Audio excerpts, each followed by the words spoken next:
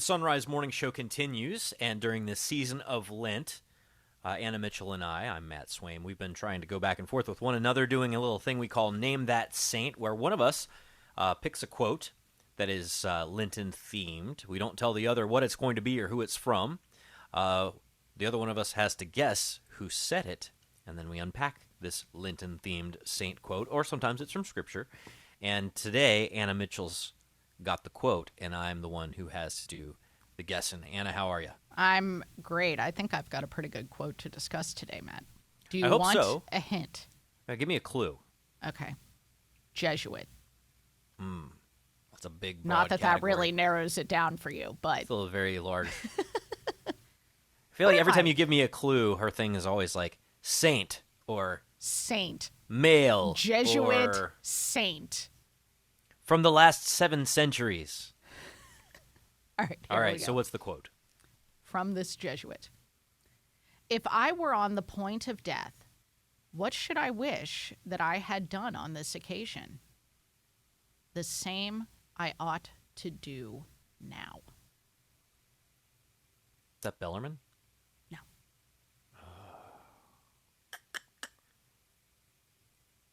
I mean, I could say Ignatius of Loyola. And you would be right. Oh, come on. See, that was like too on the nose. The Jesuit, the founder of the... But this is like last week when I said that the quote was from a Franciscan, Yep. and it turned out to be from St. Clair. Yeah. This is payback. Payback. This is payback. Well, the reason original Jesuit. I thought Bellarmine, I meant to think, in my mind, I was actually going to a story of St. Charles Borromeo.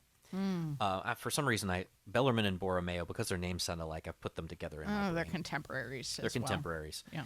But there was this story of St. Charles, I think it was Borromeo, where he was playing a game of billiards, and someone asked him, if you knew you were going to die in 5 minutes, what would you do?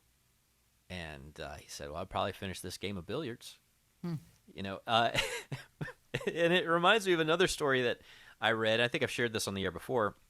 When Cardinal George died, there was somebody from the Chicago Tribune who talked about their experiences of following him back and forth, to the Vatican, reporting on church things for the Chicago Tribune. This person was not a Catholic, but they remember, this episode of flying through massive turbulence somewhere over the Atlantic Ocean, and everybody's gripping their armrests, and there's Cardinal George just reading the newspaper like nothing's happening. And this reporter was like, imagine being that secure Yeah. Well, in what's going to happen after this, that you're willing to just ride it out and just live it as it comes. Well, what a lesson for us, right?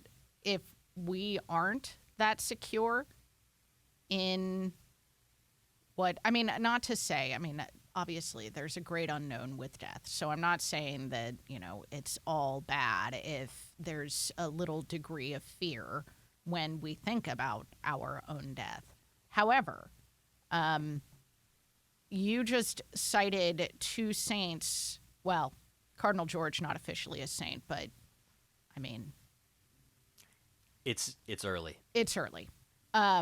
But certainly a holy, holy man while here on earth. And not feeling, just the trust in God that those men had, that they wouldn't try to, oh, I'm about to die.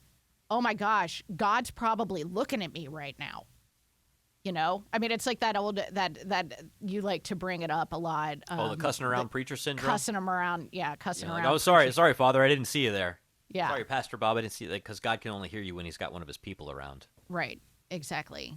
And, if we're living lives in such a way that we're aware that God is here, present with us at every moment, and we feel secure in our trust in the Lord, think of how we would be doing Lent, for instance. Think of how we would be just living life in Think about general. how you'd be doing the next 5 minutes of your day, right? Exactly. This isn't try to hurry up and clean up your house because somebody's coming over. Right. This is, your house is just in a state that you feel okay that somebody's going to walk in the door. Yeah, I had a friend who used to say, "Always dress good. You never know who you're gonna run into." Exactly. Right? I mean, just generally speaking, to have that perspective, that orientation, it's hard, right? Because the world has such a compartmentalized, way of looking at itself. Like this is your part of your life that's over here. This is your part of your life that's over there.